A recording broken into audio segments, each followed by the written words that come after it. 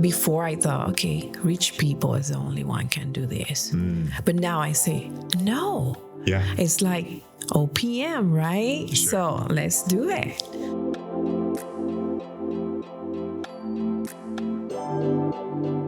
Welcome to another episode of Success Chronicles. Today is all about a challenge answered. A couple months ago, I threw it out at a class. I wanted to see who could buy the most tax lien certificates during the Florida primary auction. The challenge was accepted, received by so many people, but today we're talking to the winners, Marty and Ticia, and I can't wait for you to listen. Welcome back, everyone. I'm sitting today, I'm so excited for this, with Marty and Ticia Johnson. And they are here because of an invitation and a last minute contest that you guys won. So welcome to Kansas City. Thank you. Now, maybe to set the stage, we were at Expo into May. Is that right? Correct. I think that's the right timeline. Yeah. And that class specifically was focused on the primary tax lien auction in Florida. Yes. And we were just talking over the whole process and what it looks like and how to invest. And completely unplanned, I think the team in the back was freaking out when I said this. I said, whoever buys the most tax liens at the primary auction, I'm going to fly you into Kansas City. I'm going to fly you back. We're going to sit down and have a conversation about the process and how it looked like and what that journey looked like for you. And I'm going to take you out to dinner at my favorite restaurant.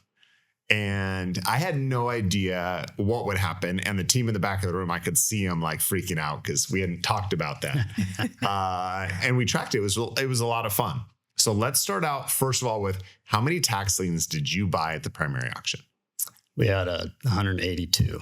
It's a lot. Yeah. Okay, 182. So you were the winners. So congratulations, first of all. Thank you. How many tax liens had you bought prior to that auction? 5. Yeah, 5. Over the counter. You bought 5 over the... So that's a big jump. Yeah. Well, I remember in the class, there was one lady or a couple that they already bought like 79 or something like that. And we were thinking, oh, how cool would that be to go have dinner with Brian and, his wife and stuff. But I'm like, they got such a huge start. There's no way we can do it, and, but we went home and just kind of hit the computer and, The human psyche is so interesting to me. Right? Because this journey, and I want to talk about the beginnings of your journey in just a second, but what is it about winning that drives people? Because you started with the idea and the goal to invest in tax liens, sure, but just winning that contest is the catapult or the thing that led you to action. I think that's a big motivation. It's like people that maybe don't think that could be possible. And then you throw that contest, okay, now is the time to do it. Yeah. It's like motivation, excitement that make you do it. Well, I'm glad you guys won. Yeah, thank you. We are too. Well, a little bit rocky yesterday getting into Kansas City. So we have a full day. I'm excited about that today. But tell me now, what started this journey for you? We'll come back to the 182 liens because I think there's probably some cool stories there. Okay. But what started the journey into investing with you? Well, that was right after we retire. And I noticed I always be really independent, regardless of he can take care of me. I like to be, do my own stuff. I don't want to ask, hey, can I do this or can I spend this? No, just do it. So I start seeing my savings going down. And I say, I cannot let this money goes to the drain. So I need to do something to back up. Yeah. So I start listening to different videos and so way before I retire, because I like real estate, I asked him, and that was last year, 2023, 4. Or 23, I don't know, one of the two. Because I saw one of your people, talking in you, and I say, that kind of made me feel like more calm, because some people think, oh no, that's not real. Yeah. And thinking about the liens, and I kind of search a little bit and say, what is liens about? Yeah. Am I taking people's houses? But that didn't work that way. So I talked to him and I say, do you want to come with me? Mm-hmm. And he said, no. I said, okay. So I let it pass. Yeah.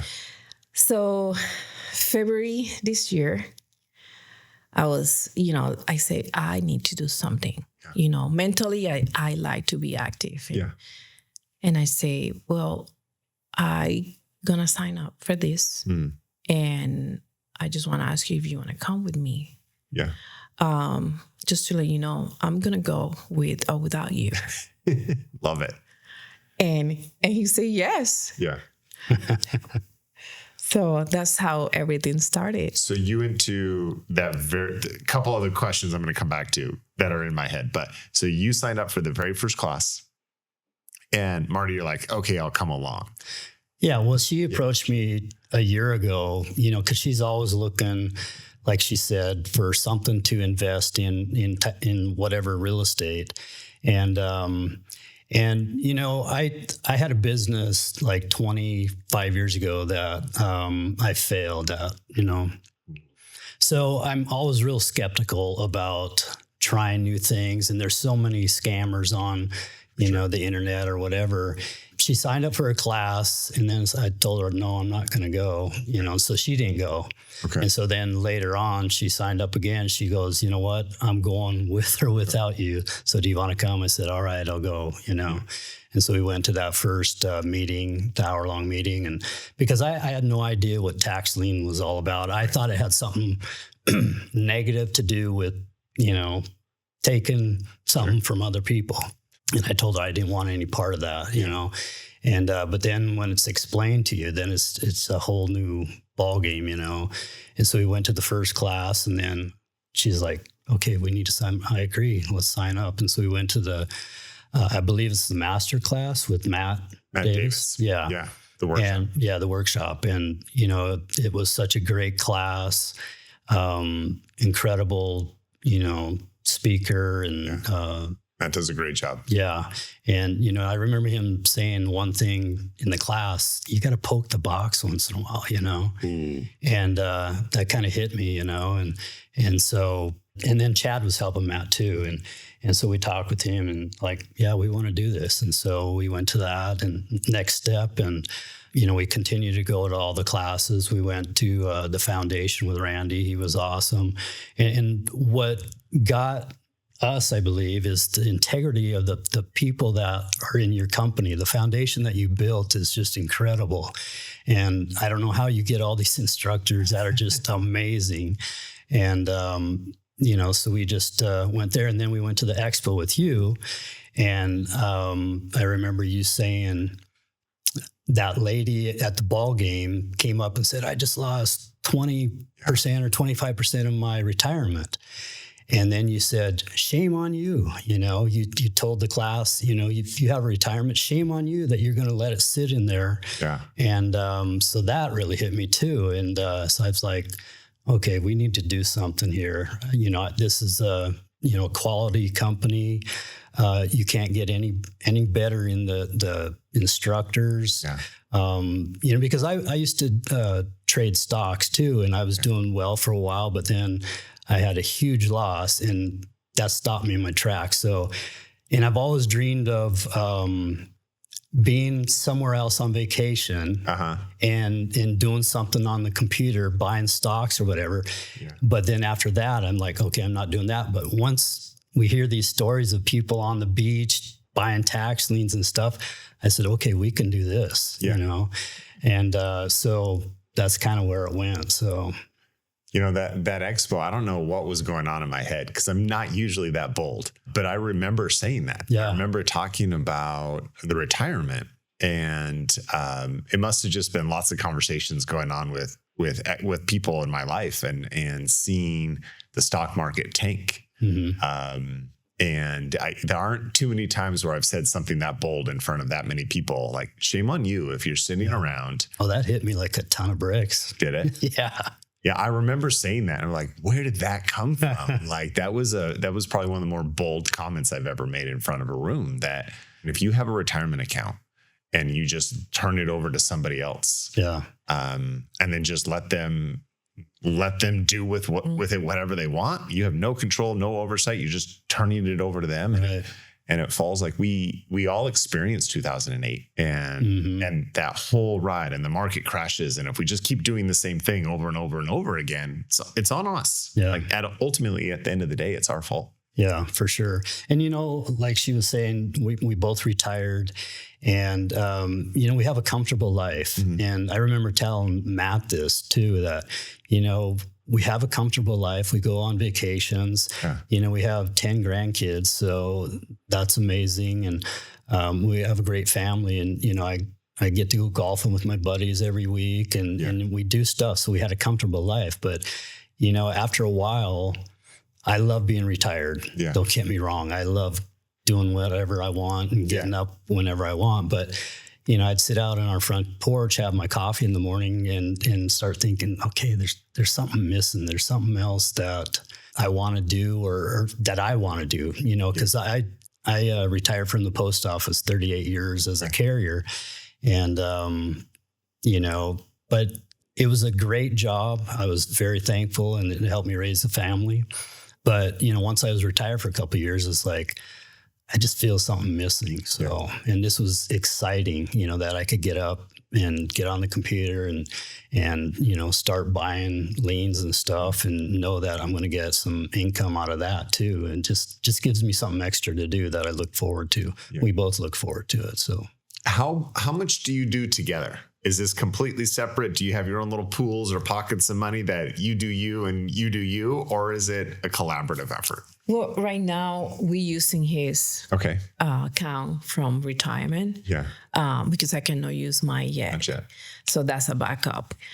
And he have his office. I have my office. Okay. And every time I'm looking for something that I think is good, I just jump, hey, can you take a look at this? What do you think about it? So deeds, we haven't bought any deeds yet because we are kind of trying to study more. But yeah, we kind of consult each other. But she wants to buy everything, everything she looks at or this looks great. Let's get this. I'm like, run the numbers, so I got to kind of hold her back a little bit. Yeah. But like she said, she's got her office, I got mine, and we pretty much work together. Yeah. I don't know if we have a house that we're flipping right now, in Texas. Oh, cool. And we're almost to the end of it right now. So hopefully in a couple of weeks, we'll put it on the market. So, but we work together on it. And so it's been fun. Well, I'm going to come back to the Texas house because I'm really curious about what that looks like. But you said something at the very beginning. Both of you kind of mentioned this a little bit. There are so many scams and there's so many people out there offering product services, especially financial stuff right now. And I think that it comes down a lot to the fact that we are living in a model that feels very, very broken to me. Yeah. For so long, the system was set. It was get educated when you're a kid, get good grades, go to college. In college, you study whatever field, you graduate, and you're going to be in line for a really, really good job. And you're going to have a 40-year career. You're going to retire after that career. You funded your retirement. So you have a pension and or retirement plus Social Security, and you're going to retire and go off into the sunset. Right. And it feels like that model, that system is just very, very broken. And which I think it is. When I look around, my peers, that mid 40s, so many people worry because the idea of a 40-year career with one company is just gone. It doesn't exist anymore. But funding retirement accounts as well. Like most companies just aren't doing that anymore for people. Right. And so because of that brokenness, everybody is looking for something different.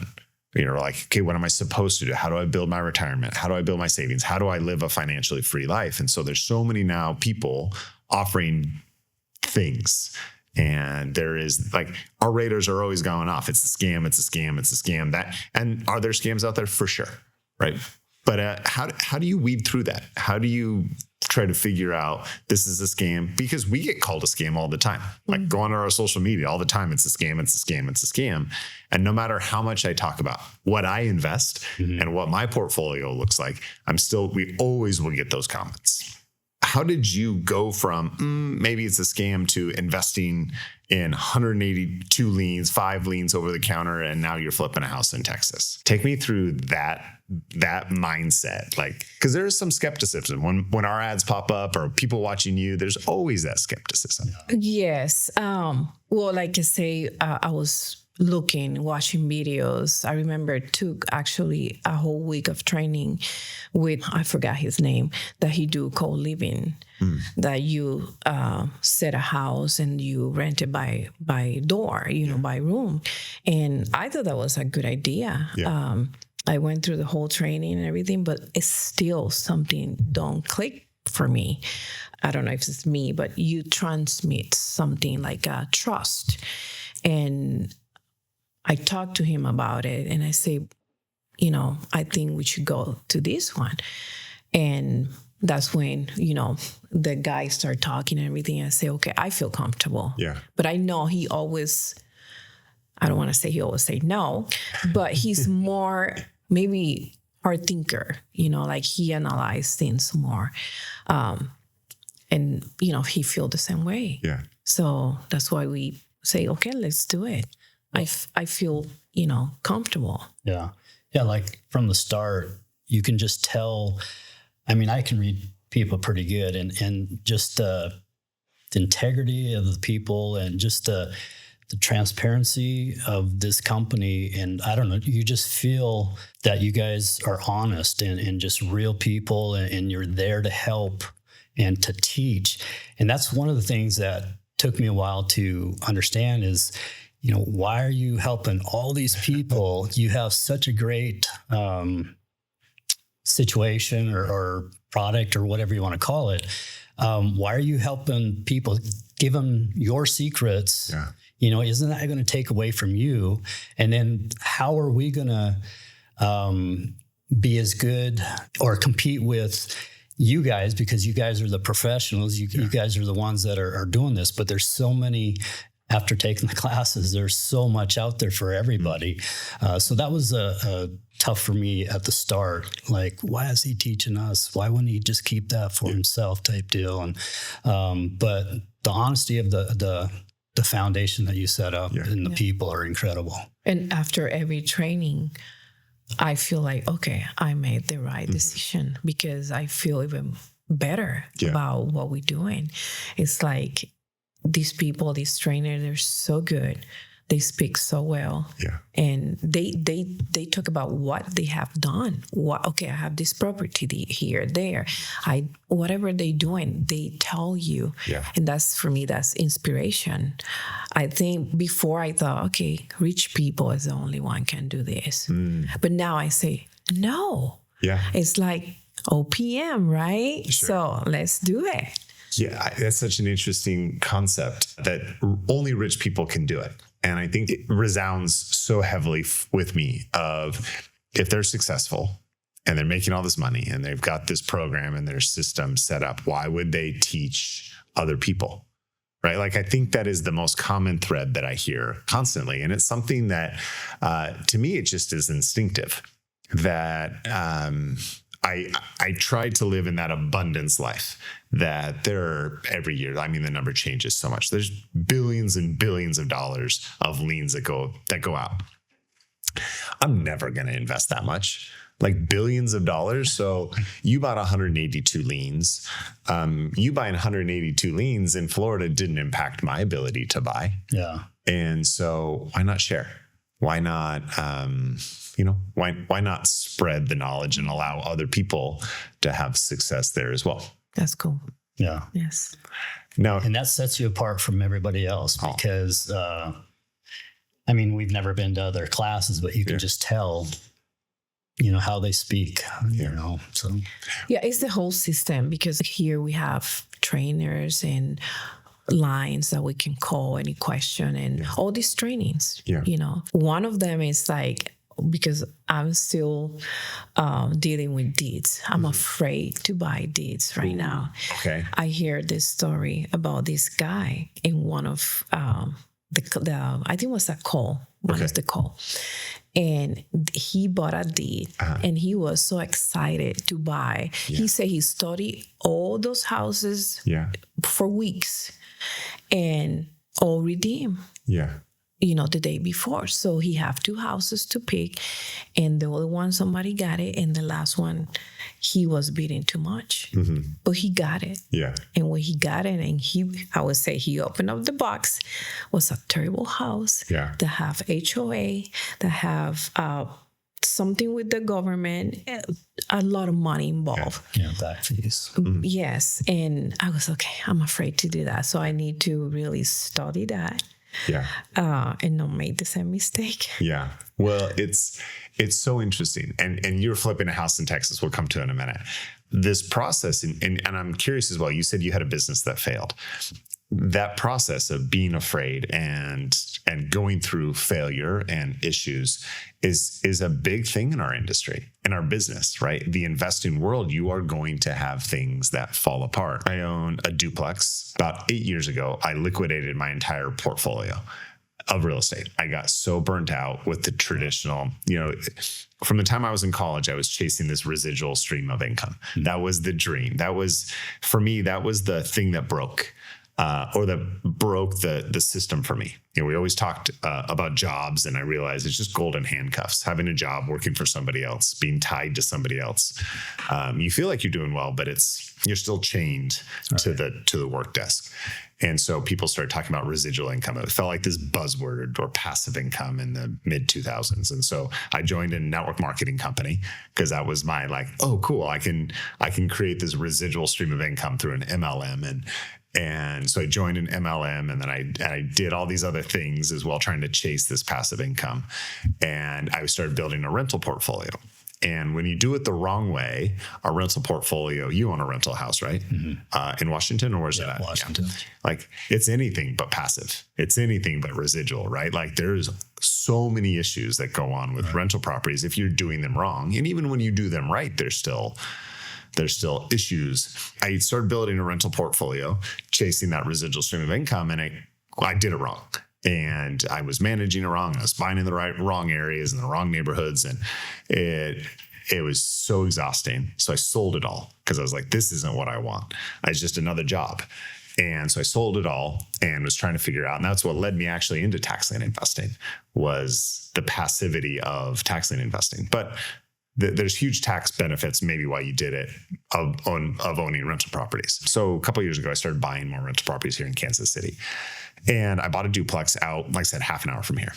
And a couple of months ago, my real estate agent, who I think you met her at, maybe you didn't meet her at, have you met Ashley? I don't think so. I don't think she was there. Yeah. So she's, I've known Ashley for a long time. She's the best. And so we bought this duplex a couple of years ago. And she calls me a month or two ago and was like, hey, the adjacent property owner is calling and telling us that their shed, they have a detached shed, encroaches your property line. And she's trying to sell the property. She wants you to sign off on the encroachment so that you don't come back to the next owner and litigate it or complain. And I was like, well, I'm not doing that. Right. I'm not signing off and giving them rights to an encroachment onto my property. So I'm not doing that. So she's going to have to tear it down or whatever, but I'm not signing off on the encroachment. And so back and forth over about a week. And Ashley calls me up and she goes, would you be interested in just buying the house? And I'm like, possibly, tell me. So it ends up being this long drawn out process. The woman that owned the property at the time, she had bought it as her very first real estate investment. Never owned real estate before. She decided to flip it. She wanted to flip this house. Well, I don't know who she bought it from, but the property sits on 2 lots. When she closed it title, the title company didn't do their due diligence and do the work. And she actually only bought one of the lots. She didn't buy the second one. So she borrowed hard money. So she goes in to start doing the renovation process, hiring contractors, etc. And in that process, somebody else starts demoing the house. And so she's like, well, hold on. So she goes back to the title company, discovers that somebody else owned the other half who thought that they owned the property. So they were going to go rehab the house. And so they go back to title, have to sort through all of it, get the other guy, ends up the title company because of title insurance, has to go through and undo the sale and then redo it, and ends up with both sides of this, of the lot. The whole time though, she has borrowed hard money. So she is paying, she's probably 15% and 3 points on hard money. So she's paying a huge amount of interest on her money. And she's paying all the taxes and the insurance and the utilities and all the stuff on this property. She decides, forget it, I'm out, and puts it on a contract and decides to sell it in February. So what are we now? September. So she decides to sell it in February, but because of now having to make sure the title work is fine and everything is okay, and then they find the encroachment of the shed, it was under contract for 5 months. And then the new buyer is like, I'm out, I'm done, I'm finished. Like, I can't do this. And so he backs out of the purchase. So now she's probably owned this property for a year. So we checked all the records. She had a $150,000 loan against the property. Wow. So when you borrow hard money, they put a lien on for the total expected borrow amount. So the purchase plus the renovation cost. So this property needs about $70,000 in renovation. And so the loan amount was $170,000. It has about a $225,000 after repair value, and it'll rent out for about $1,800 to $2,000 a month. And so she's like, I'm done, I'm out. I just want to sell it. So we go back to her and we're like, okay, well, this is what it's worth. We make an offer, and she comes back and says, my payoff to the hard money lender is $97,000. That's the least I have to sell for at least 97. So if you'll make an offer at $97,000, I'll sell it. So we came like, okay, did the math, right? 97 plus about $70,000 worth of work. I'm into it for 165. It has an ARV of 225, but I want to hold it as a rental. I'm going to rent it out for 1,800 to $2,000. The numbers work for me as an investor. What about for her? Yeah, that's bad. She probably lost, quick math going through, she probably lost $40,000 to $50,000 of her money in that deal. As a very, very first investment, right? Mm-hmm. She lost 40 to 50 grand. And I feel bad for her. Right. Like, I legitimately feel bad for her because, like, in most people's view, is that a failure for her? Yeah. Yes. Yeah, for sure. Yes. Did she learn a lot? Yeah. Probably. Yeah. So she said, though, she's like, I'm done. I'm finished. I'm out. I'm quitting. I'll never buy real estate again. For her, though, should she? No, I think she should try take again. Your class. Yeah. I love the plug. So she should take, well, so in my perspective, she just paid $40,000, $50,000 in education. Right. She learned, like, that was an expensive lesson. Yeah. Yes. But she'll never make those mistakes again. Right. But I think she should keep going. Yeah. Right. She just paid that much money to learn something. You might as well keep going. So we bought it. I ended up getting a squatter in it last week. So I had to call it. So that was a whole nother journey. But I guess the whole point to where the story came from was your view on deeds, right? Like, it's hard. Yes. Yes. It's hard. Yes. And in this business, you're, especially on the deed side, and why I love Lien so much is because I don't have to deal with that because I don't own any of the property. But on the deed side, there's a lot of things that you have to learn and study, and a lot of research and due diligence to roll the dice. And are you going to run into some situations like that? Yeah. Are you going to have squatters? Yeah. Like, we've had a fair amount of squatters in the last year. Mm-hmm. Like, it's going to happen. So to your point about deeds, like, there's a lot of work there. Yeah, it is. Well, going back to the business failure. Yeah, I wanted to come back to that. So tell me, because I was going to ask. So growing up, mm-hmm. My dad used to work for a company called Audis Elevator. Mm-hmm. And I think that's when my journey really started. So he was just an employee, and he changed to management. Yeah. So he came to be a supervisor manager in the Puerto Rico and Virgin Islands. Yeah. So something happened that he didn't like it much. So he went back to craft, and they were doing a layoff.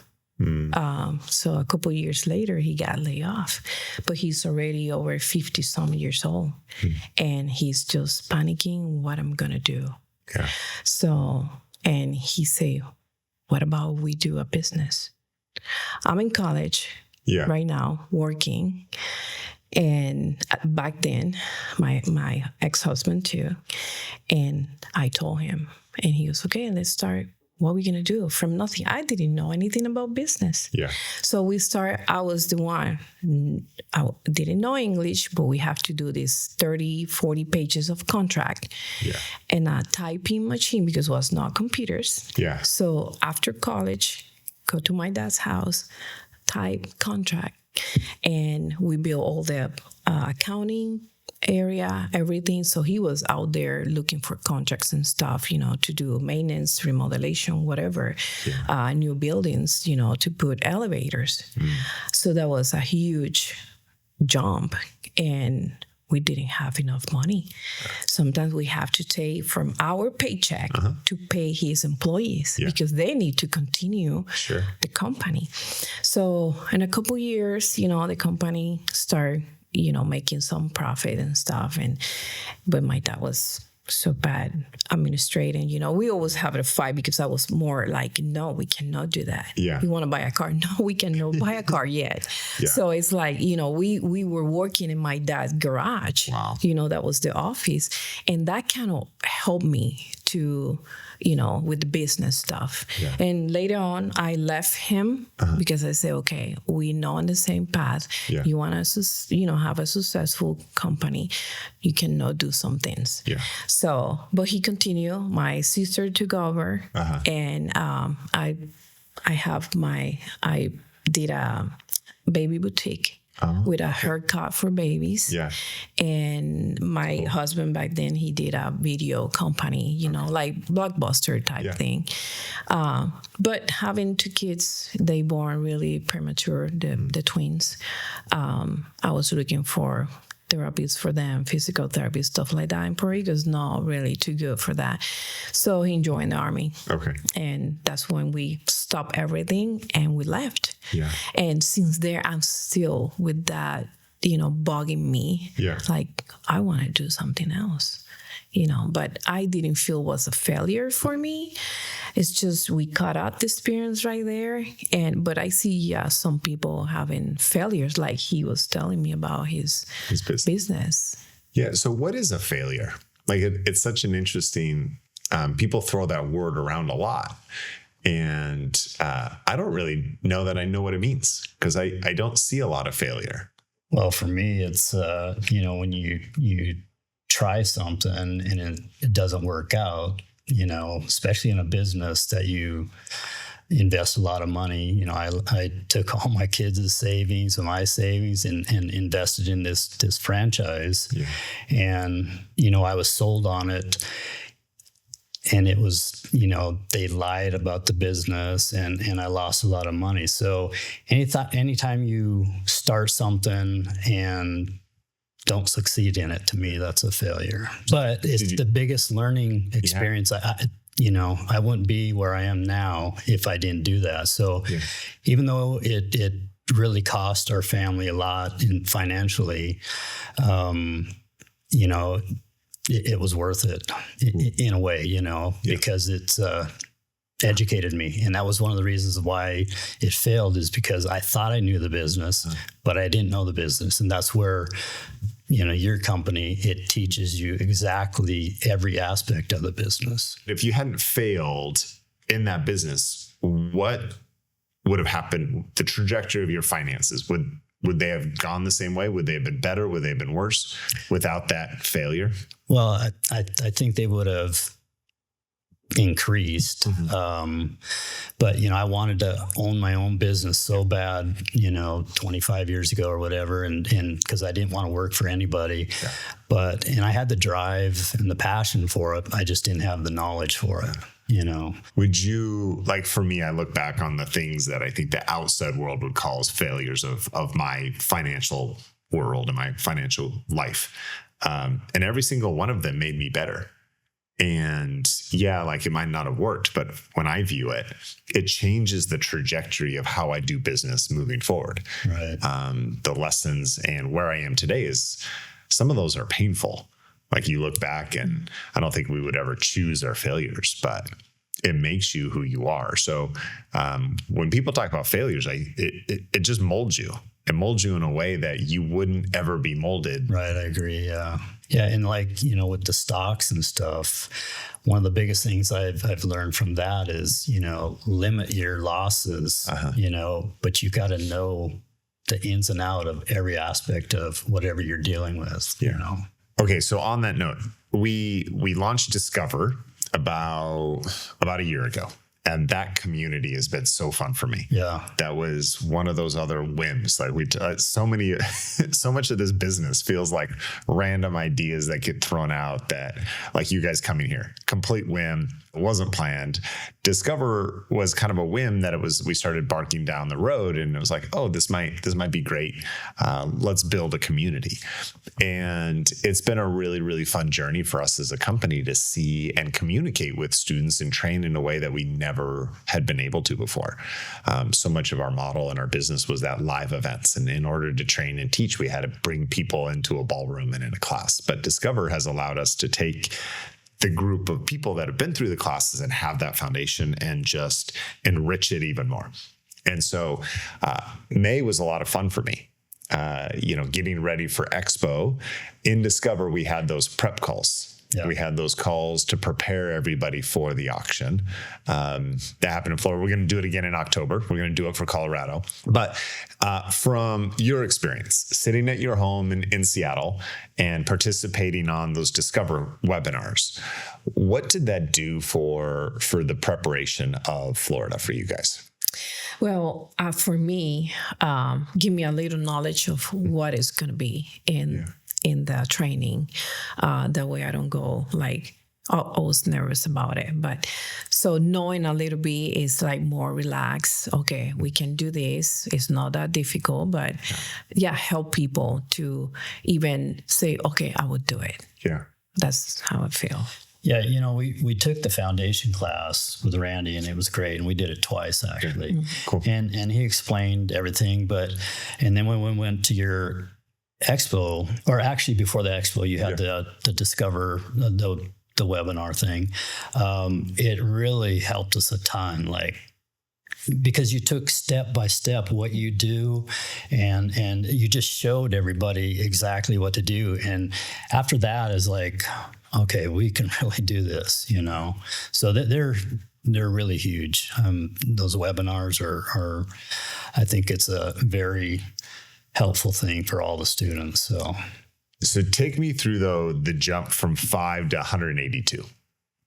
Like that's a big leap. You didn't just dip the toe. I mean, 5 at the beginning, right? Dip toe in, bought 5 liens, but to go from that to 182.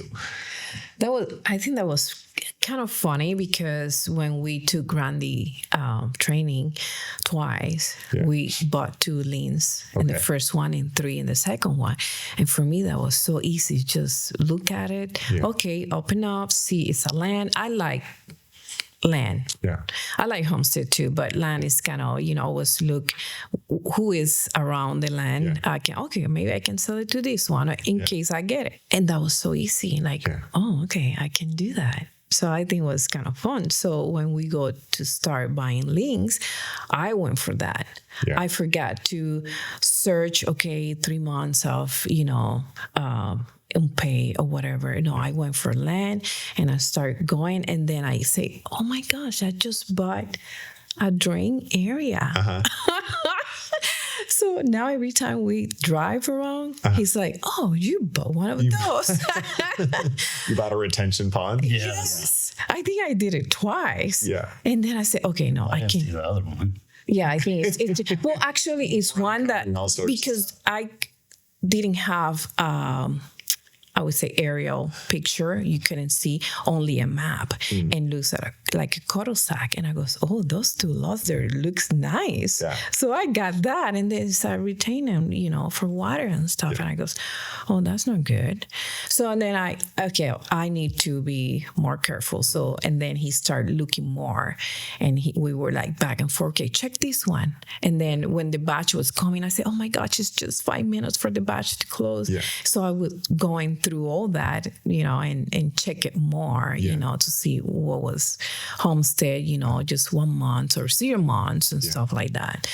But yeah, that was kind of funny, just jump in and just do it like crazy. But then I said, no, I need to analyze this. Well, yeah, we set our criteria, how you had it set up at first. And then I started looking at some of the liens that she purchased. I'm like, what was your thinking on this one? And then when she bought the retention pond, it's like, okay, don't feel bad. His son bought a electrical box or whatever. So we're going to make mistakes, but we need to stick to kind of the criteria. Mm-hmm. We opened it up a little bit, and we didn't have as much money as that you invest. So it was a lower numbers. And like she said, she likes to do the lands, and we only had limited counties to buy from because there was only a few days left before they all closed. So I wanted to spend more money and do homesteads, bigger dollar amount, but she wanted to do lower. She's like, every time I'd put in bids for no, we're not going to have enough money to buy more liens, because, in the back of her mind, this trip was on it, So that's just how we approached it. She went to one county, I went to another, and we just and we did look at most all of them. Yeah. We started getting them. And I'm like, are we doing this right? Yeah. Because I'm like, why are we getting so many? Mm-hmm. And so, there was a point where I thought, okay, we're doing something wrong here because we're getting too many liens. Yeah. Some of the batches, they were like early in the morning, 8 in the morning, but 8 in Florida. Mm-hmm. So what I was doing is the night before I check all what I want and put a bid on it. And just in the morning when I wake up and I go, yes. You wake up, this best email in the morning. When we look at trajectories, it's amazing to me what happens, because you talked about failure. Your business fails, and then that creates hesitancy to do something else. So the next thing's going to be a scam, or I failed at this. And so it's like this confidence issue where we just start projecting on ourselves that we're not worthy or we're not capable because we failed once, so we're going to fail again, and then fail, and then fail, and then fail. The thing that I don't think we give ourselves credit for is the successes, and success does the same thing. That when we do something that is successful, it builds confidence one step at a time and leads us further and further and further. So you came in, and what I love about Randy's class and that foundation class is it teaches confidence and success so quick and so early. You come into the model, and I think if we're laying cards on the table, everybody's still worried about it being a scam. Like, it seems too easy that it really can't be this simple. If it was this easy and this simple, why isn't everybody doing it? Right. And it was such a closely guarded secret for so long. And so we opened up our model and said, this is how we invest, and we're going to teach you how to do it. And so you come in, that first step is buy a lien, but come to foundation class, buy that first lien, and then people buy that lien, and it's like, oh, I can do that. Yeah. I can do that. And then it's come to the primary auction and buy those liens, and you buy 182, and you're like, oh, look at me. Like I could do that. You sit a little higher in your chair. Like, I can do that. And then that leads into, now you're flipping a house in Texas. Yeah. Right. Tell me about the house in Texas real quick. Well, we got a coach, Kyle. He's awesome. Yeah. And we decided, instead of flipping in Washington, because there's a lot of people that said it's pretty tough. You got to deal with a lot of squatters type stuff. And we got scared. Yeah, we got scared. So we decided to, go to his hometown where he has people to help out, and so we went to Austin. That was June or July 9th or so. Yeah. Yeah. And so we, for 3 days, he taught us how to figure out, what to offer and stuff. And we put 4 offers in one day. And then, was it 4 or 5? Well, that was 4. Yeah. And then the last day, the agent that we decided to work with, he said, hey, we got one more to look at. You guys interested? And we're like, somebody back up too. Okay. Yeah, back on the deal. So. And you want to go see it before it goes to the market. I said, okay, why not? Yeah. So we went and see it, and we like it. Yeah, and the numbers were good. We're ready to go that day, and we are at the airport. And it's something that I always have in my mind. You have to have God with you and everything you do. And I say, well, before that, I say, if this is what you want us to do, give me a signal. Yeah. Let's do it, right? So we at the airport waiting, and I say, this is for us. We're going to have respond now. Yeah. And Eric, that was agent, he called and he say, your offer was accepted. And I started crying. Yeah. I said, okay, that's my answer. So, and then I feel like, okay, this is what we're going to do. Yeah. So that was quick for us. I feel that was quick. Yeah. So we start working in all the papers and everything, looking for a lender. And that was another thing that was smooth, all the process. And Kyle helping with the contractor and everything. We have a good contractor. Yeah. He's awesome. We have communication with him. His wife is there to help. And right now we are about like a week to be finished. I got a funny story about when I was calling for hard money lenders, right? I called this one company and I was, asking him questions and stuff. And he goes, well, who are you with? And I said, well, tax lien code. He goes, is that the guy with the beard? I said, yeah, that's Brian. And so it's just kind of funny, But so we found a hard money lender, and everything has been pretty smooth, knock on wood. And we've been back to Austin like 4 times, and my youngest son is kind of funny. You call up, we'll talk and stuff, and he's like, where are you going now? And I said, well, we're going to go back to Austin. And he's like, what'd you do, buy a house there? And we haven't told our anybody. kids don't know anything. Nobody knows about anything. Well, they do now. I know. Yes, I know. They don't know anything. So, but, because we didn't want to tell anybody, because it goes back to the failure thing, right? I didn't want to.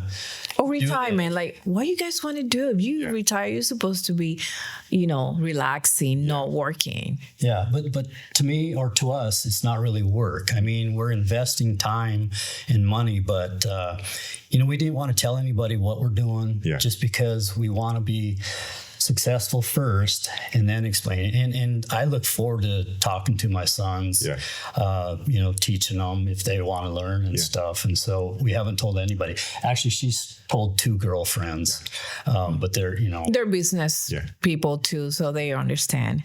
Well, the word is out now. So your friends, family, hopefully they see it and realize what a great example you 2 are. It's fun to sit down and talk with you today. So thanks for coming into Kansas City. Excited for dinner tonight. Our privilege. We're gonna have a great meal, but so fun. So thank you so much for coming into Kansas City, spending some time. And your journey is just so fascinating, so exciting. Can't wait to see the next year. Thank you. Thank you. Appreciate it. Of course. We love being involved with this company. So so much more to come. Yeah. So in your life, what is the biggest failure that led to a success? What is the biggest failure that at the moment feels like this massive failure? So I want to hear what yours were. We heard from Marty and Ticia what theirs were. I've had mine. What are yours? What are the things that felt like a failure, but you turned into a success? Leave a comment below.